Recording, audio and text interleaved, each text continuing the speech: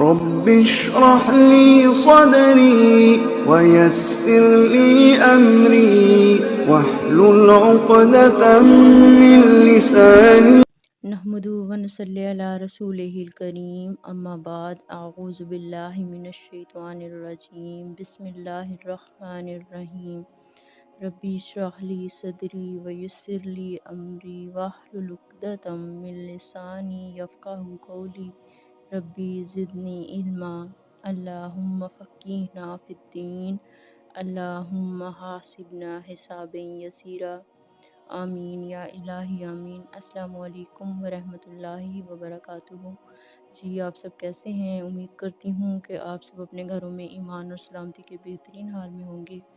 انشاءاللہ آج میں آپ سے نبی کریم صلی اللہ علیہ وسلم کی ایک حدیث کا ذکر کروں گی۔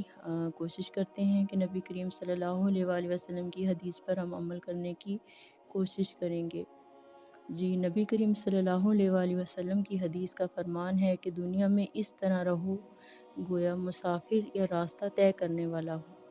عبداللہ بن عمر رضی اللہ تعالی عنہ نے بیان کیا کہ رسول صلی اللہ علیہ وسلم نے میرا کاندھا پکڑ کر فرمایا کہ دنیا میں اس طرح ہو جاؤ جیسے آپ مسافر یا راستہ چلنے والے ہو۔ عبداللہ بن عمر فرمایا کرتے تھے کہ شام ہو جائے تو صبح کے منتظر نہ رہو، صبح کے وقت شام کے منتظر نہ رہو۔ اپنی صحت کو مرض سے پہلے غنیمت جانو اور زندگی کو موت سے پہلے۔ اس حدیث کو ہم اس طرح سے سمجھنے کی کوشش کرتے ہیں کہ جس طرح ارشاد ہوا کہ دنیا میں اس طرح رہ کہ تو ایک پردیسی ہے یا راہ گیر ہے، یعنی کہ راہ گزرنے والا ہے۔ دونوں کا فرق یہ ہے کہ بعض اوقات یہ ہوتا ہے کہ مسافر چل رہا ہوتا ہے اور بعض دفعہ کچھ دیر کے لیے کہیں عارضی قیام اختیار کرتا ہے۔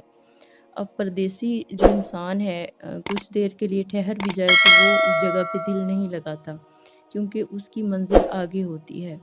زیادہ سامان بھی نہیں پہناتا کیونکہ اس نے وہاں رہنا نہیں ہوتا، اور اسے یہ پرواہ بھی نہیں ہوتی کہ اس کا لباس یہاں کے لوگوں جیسا ہے یا نہیں ہے، کیونکہ اس نے وہاں سے چلے جانا ہوتا ہے، لوگوں سے زیادہ میل جول نہیں رکھنا ہوتا، تو کیونکہ وہ اس کے ہم وطن نہیں ہوتے۔ اور جو مسافر ابھی راہ طے کر رہا ہو وہ اتنا سامان بھی نہیں اٹھاتا، صرف ضرورت کی چند چیزیں جو ہیں وہ ساتھ رکھتا ہے، جس کے بغیر یعنی کہ گزارا نہ ہو، جو اس کی نیڈ کی چیزیں ہیں، جو ضرورت کی چیزیں ہیں۔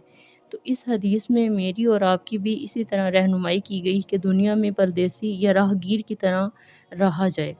مختصر میں آپ سے بتاؤں کہ مختصر یہ ارشاد فرمایا کہ زندگی گزارنے کے لیے سامان بھی آپ مختصر رکھیں جس میں آپ کا گزارا ہو جائے۔ تو جس طرح ارشاد آیا کہ جب تو شام کرے تو صبح کے منتظر نہ ہو، یہ عبداللہ بن عمر رضی اللہ تعالی عنہ کا قول ہے کہ یعنی لمبی امیدیں انسان نہ باندھے، بلکہ اپنی موت کو قریب تر سمجھ کر اپنی زندگی کا جائزہ لے۔ جب موت ہماری انسان سوچے کہ جب موت ہماری پیش نظر ہوگی تو ہم سوچیں گے کہ آج اگر مجھے موت آ بھی جائے تو ہمیں ندامت تو نہیں ہوگی۔ تو خدا نخواستہ ہم لوگ اس چیز کو اپنے ذہن میں رکھ کے سوچیں، تو اس وجہ سے انسان اللہ سے ڈرتا ہے۔ جس طرح ابن عمر رضی اللہ تعالی عنہ نے بھی اسی بات کی طرف ہماری توجہ دلائی کہ صحت اور زندگی ہمیشہ باقی رہنے والی چیز نہیں ہے، اسی طرح بیماری اور موت جو ہے وہ بھی انسان کی کھات میں ہے۔ تو اس لیے ہمیں انشاءاللہ کوشش کرنی ہے کہ صحت کی حالت میں ہی نیک اعمال جو ہیں ہم کر لیں، نیک اعمالوں کا ہم ذخیرہ کر لیں اور نیکیوں پر جم جائیں۔ تو نیکیوں پر جمنے کے لیے ایک بہت ہی خوبصورت دعا نبی کریم صلی اللہ علیہ وسلم نے ہمیں سکھائی ہے، جو کہ ہم ہر نماز میں بھی ادا کر سکتے ہیں اور اپنی دعاؤں میں اس دعا کو شامل کر سکتے ہیں۔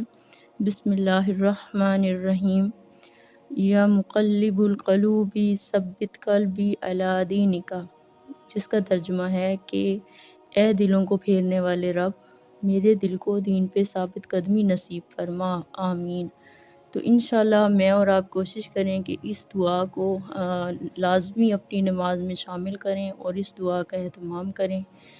ہم اگر کوشش کریں تو اس دعا کو ہم کوٹ کر کے کسی نوٹ بک پہ بھی لکھ سکتے ہیں، تاکہ ہمیں یہ یاد رہ جائے کہ یہ ثابت قدمی کی دعا ہے، اور انشاءاللہ اللہ پاک ہم سب کو اس پہ ثابت قدمی نصیب فرمائیں گے۔ سبحان ربک رب العزت عما یصفون وسلام علی المرسلین والحمد للہ رب العالمین آمین یا رب العالمین۔ السلام علیکم ورحمۃ اللہ وبرکاتہ۔ لولا الأمل ما بقى بالدنيا رجاوي، لولا الأمل ما احدم بها الدنيا سلاح، لولا